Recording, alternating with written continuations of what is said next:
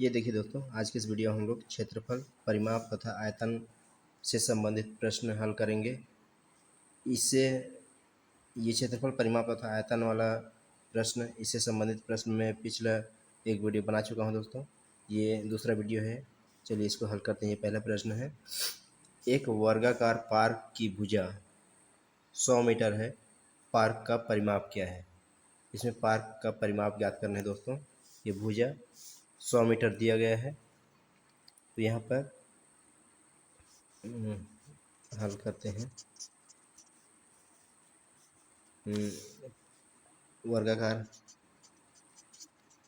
वर्गाकार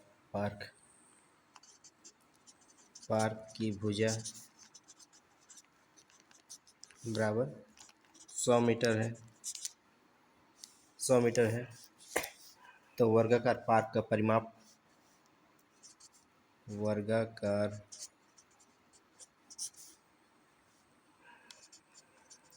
पार्क का परिमाप का सूत्र लगा देते हैं। पार्क का परिमाप बराबर हो जाएगा 4 गुणित भुजा। 4 गुणित भुजा। वर्गाकार मतलब ऐसे है दोस्तों, ये चारों भुजा बराबर है। एक भुजा अगर 100 मीटर है तो बाकी भुजा भी 100 हो जाएगा, ये भी 100 हो जाएगा, ये भी 100 मीटर हो जाएगा, ये भी 100 मीटर हो जाएगा। तो 4 गुणित भुजा बराबर 4 गुणित एक भुजा का 100 मीटर है, तो 4 गुणा 100 400 हो जाएगा।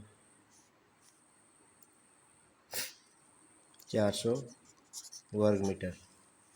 इसको जोड़ेंगे तो भी ये 400 वर्ग मीटर हो जाएगा दोस्तों। यही हमारा उत्तर है दोस्तों। चलिए दोस्तों, उम्मीद करता हूँ ये प्रश्न समझ में आया होगा दोस्तों। चलिए अगला प्रश्न हल करते हैं। देखिए दोस्तों, दूसरा प्रश्न है मेरे पास। यदि एक वर्ग की प्रत्येक भुजा दोगुनी कर दी जाए तो इसका परिमाप होगा। इसको हल करेंगे दोस्तों।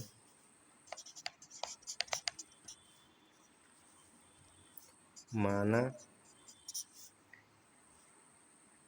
मूल वर्ग की भुजा बिना दोगुना किए उसका मूल वर्ग की भुजा ये भुजा ए इकाई है, तब परिमाप बिना दुगुना किए इसका परिमाप होगा। तब परिमाप हो जाएगा 4 गुणित भुजा बराबर 4 गुणित ए, 4 ए हो जाएगा, 4 ए इकाई हो जाएगा। अब प्रश्न अनुसार प्रश्न, प्रत्येक भुजा दोगुनी कर दी जाए, प्रत्येक भुजा को दोगुनी कर दी जाए, तो यहाँ पर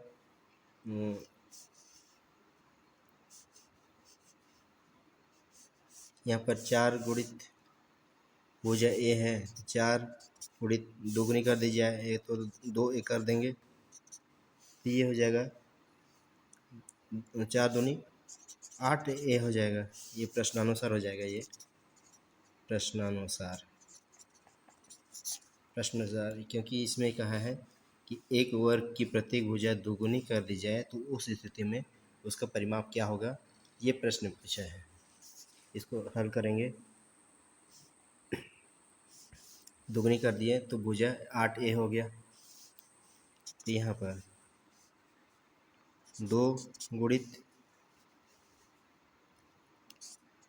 4 ए बराबर 2 गुणित मूल परिमाप। अतः नया परिमाप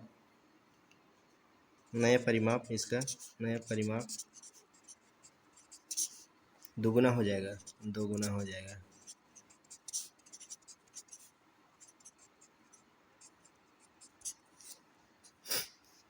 2 गुना 4a, ये बिना दुगुना किए 4a था, अब इसका दुगुना कर देंगे प्रश्न अनुसार तो 4 एक दुगुना हो जाएगा, 2 गुना मूल परिमाप हो जाएगा, इसका दुगुना हो जाएगा। तो यही हमारा इसका जितना भी है इससे दुगुना हो जाएगा, दुगुना। तो यहाँ पर ये बिना दुगुना किए इसका परिमाप 4a था, दुगुना करेंगे तो भुजा प्रत्येक भुजा दुगुना कर दीजिए, तो भुजा को दुगुना कर देंगे उसका परिमाप भी दुगुना हो जाएगा। पहले जितना 4a था अब ये 2 गुना 4a बराबर 8a हो जाएगा, यही। तो अब नया परिमाप दोगुना हो जाएगा, इस तरह से इसका परिमाप दोगुना हो जाएगा, यही हमारा आंसर है दोस्तों। यहाँ पर देखिए दोस्तों, ये तीसरा प्रश्न है मेरे पास, यह है एक वर्गाकार पार्क जिसका परिमाप 72 मीटर है, उसका क्षेत्रफल क्या है। तो यहाँ पर हल करेंगे। वर्ग का परिमाप, वर्गाकार पार्क है तो वर्ग का परिमाप हो जाएगा वर्ग का परिमाप बराबर 4 गुण भुजा होता है। तो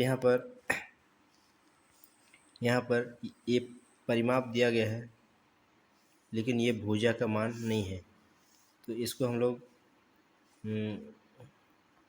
यहाँ पर मान लेते हैं वर्गाकार माना वर्गाकार पार्क की लंबाई या तो भुजा बराबर x मीटर है, x मीटर मान लेते हैं। तो ये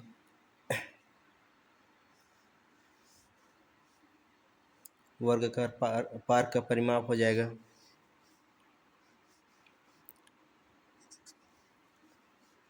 वर्गाकार पार्क का परिमाप बराबर 4x मीटर हो जाएगा।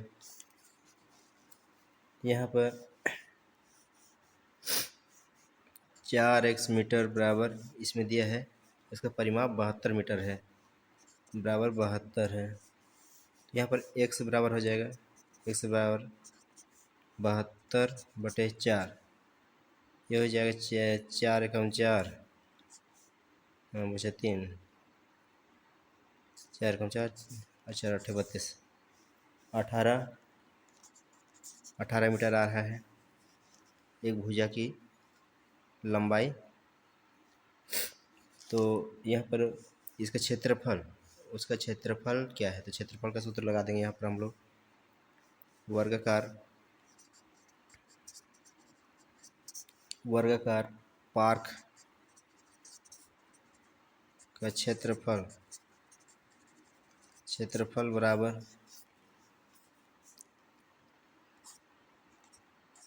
भुजा क्षेत्रफल बराबर हो जाएगा, क्षेत्रफल बराबर भुजा का वर्ग, ये यहाँ पर लिख देता हूँ, भुजा का वर्ग हो जाता है। तो ये भुजा 18 मीटर है तो 18 का वर्ग हो जाएगा, 18 का वर्ग, तो 18 को 18 से गुणा करेंगे तो ये हो जाएगा, 18 को 18 से गुणा करेंगे तो 18 8 144 की 4 हासिल 14, 18 का 18 में 14 जोड़ देंगे, 8 4 12, 2 और 1 3 32,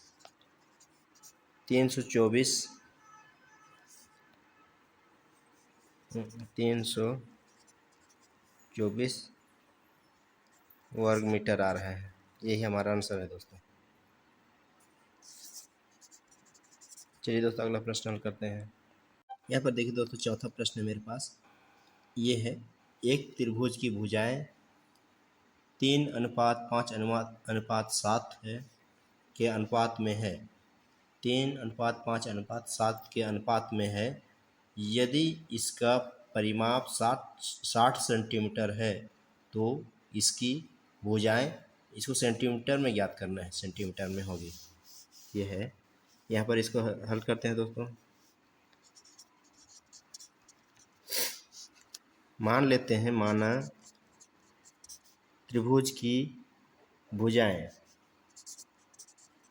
त्रिभुज की भुजाएं, ये भुजाएं हैं क्रमशः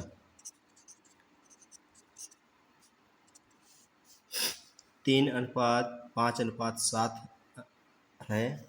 इसको 3x मान लेते हैं, 3x सेंटीमीटर,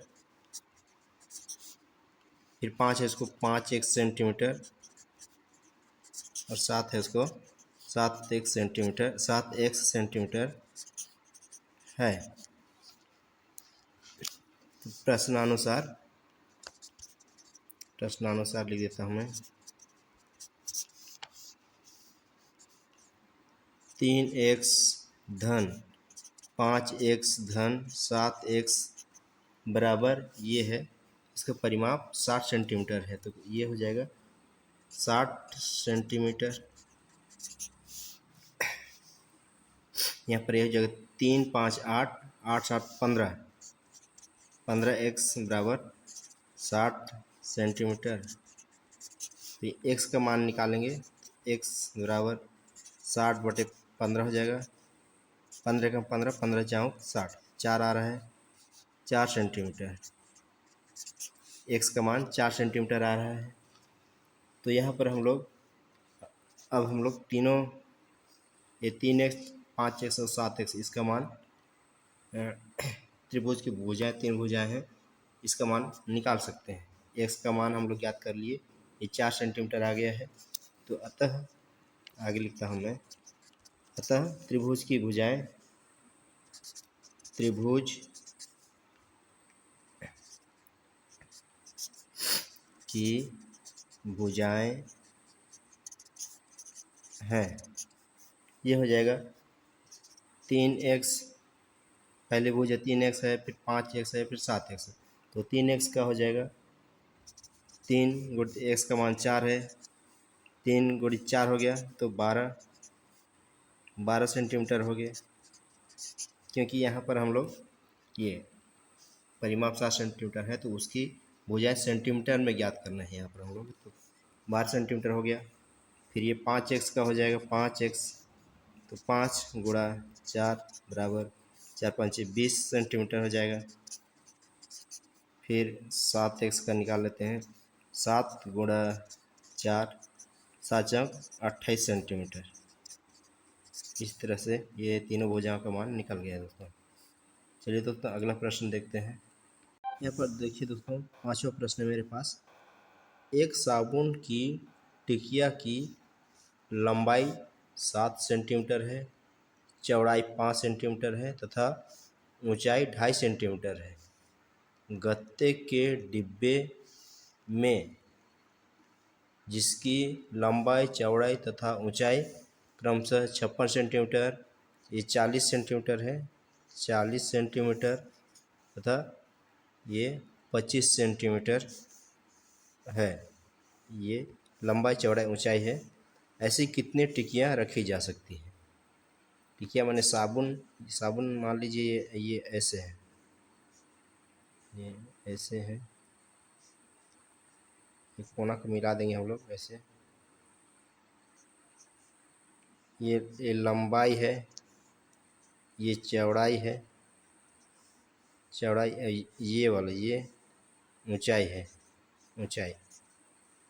ये एक साबुन है, एक साबुन है।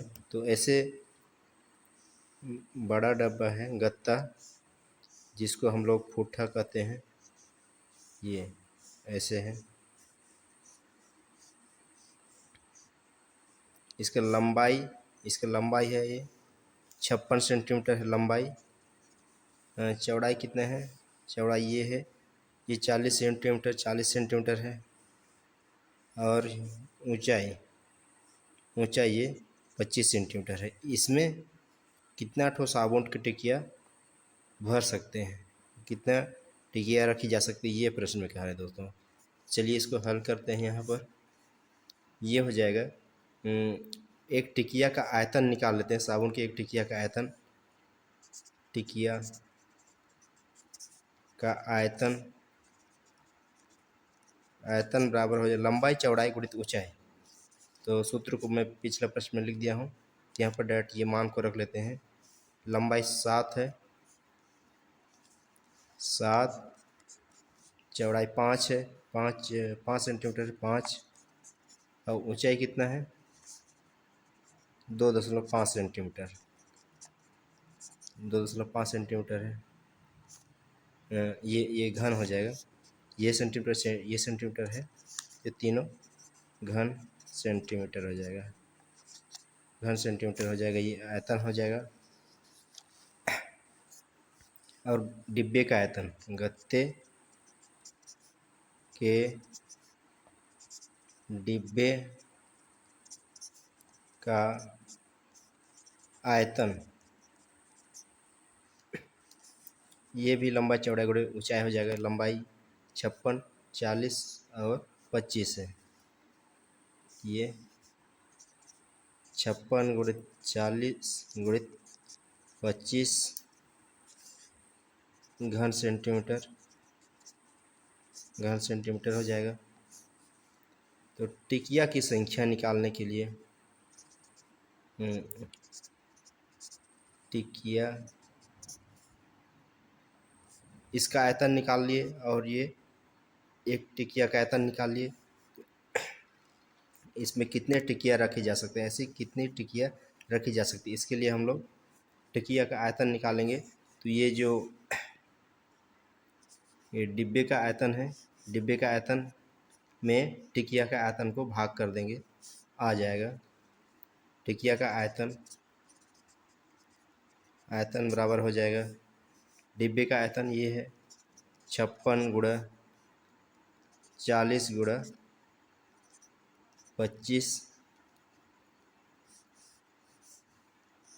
बटा हो जाएगा ये टिकिया का आयतन 7 गुणा 5 गुणा 2.5।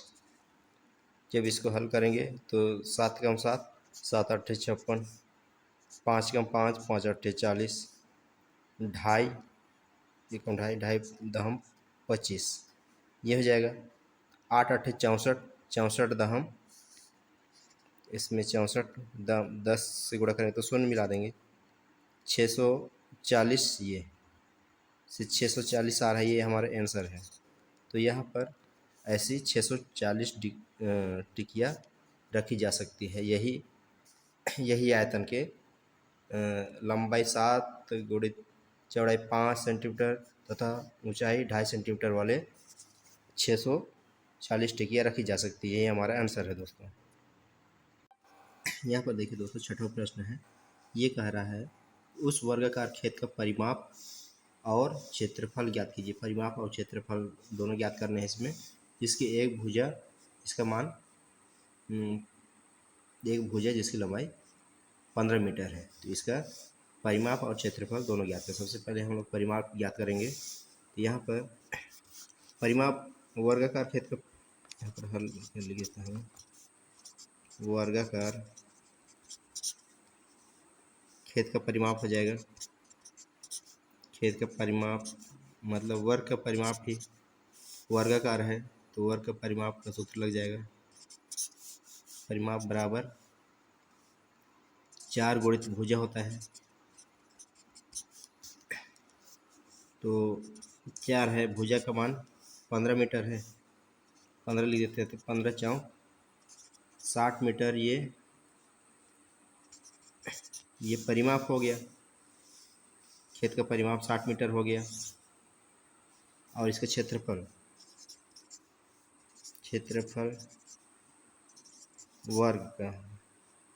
वर्गाकार खेत का, या तो वर्ग का क्षेत्रफल सूत्र लगा देंगे यहाँ पर। वर्ग का क्षेत्रफल बराबर भुजा गुणित भुजा, ये हो जाएगा, एक भुजा का मान 15 मीटर है, 15 गुणित 15 हो जाएगा, 15 10 150, 15 5 75, 225, तो 225 मीटर वर्ग मीटर हो जाएगा। ये हो गया दोस्तों, ये क्षेत्रफल जिसकी एक भुजा 15 मीटर है उसका परिमाप 60 मीटर हो जाएगा और उसका क्षेत्रफल 225 मीटर हो जाएगा। ये हमारा आंसर है दोस्तों। चलिए दोस्तों और एक प्रश्न देख लेते हैं। यहाँ पर देखिए दोस्तों मेरे पास ये आखिरी प्रश्न है। ये कह रहा है कि एक आयताकार बाग की लंबाई 400 मीटर है और चौड़ाई 300 मीटर है। बाग का परिमाप ज्ञात कीजिए। बाग माने बगीचा दोस्तों। तो इसका लंबाई ये है, बगीचा है ऐसे, लंबाई 400 है, चौड़ाई ऐसे मान लीजिए, ये चौड़ाई ये 300 है। मतलब ये आयत हो गया दोस्तों, वर्ग नहीं है, आयत है। पिछले प्रश्न में हम लोग त्रिभुज का देखे थे, वर्ग का देखे थे, ये आयत है। तो अलग अलग प्रश्न मैं यहाँ पर हल कर रहा हूँ। सभी प्रश्न जानना बहुत ज़रूरी है दोस्तों। तो ये यहाँ पर परिमाप ज्ञात करें, यहाँ तो आयत का परिमाप का सूत्र लगाएंगे दोस्तों। वर्ग नहीं है, ये आयत है, क्योंकि लंबाई ज़्यादा है और चौड़ाई कम है। वर्ग रहता तो लंबाई चौड़ाई बराबर रहता, चारों भुजाओं का मान एक ही रहता है। तो ये अलग अलग है, मतलब ये लंबाई ज़्यादा है, चौड़ाई कम है, मतलब ये आयत है। तो यहाँ पर बाग का परिमाप हो जाएगा, यहाँ पर हल लिख देता हमने। बाग का परिमाप या तो आयत का परिमाप एक ही है, परिमाप सूत्र लगा देंगे यहाँ पर, 2 गुणा लंबाई धन चौड़ाई, चौड़ाई ये हो जाएगा 2, फिर गुणा अंदर में लंबाई कितना है 400 मीटर है, धन चौड़ाई 300 मीटर है। तो 4 3 700 हो जाएगा।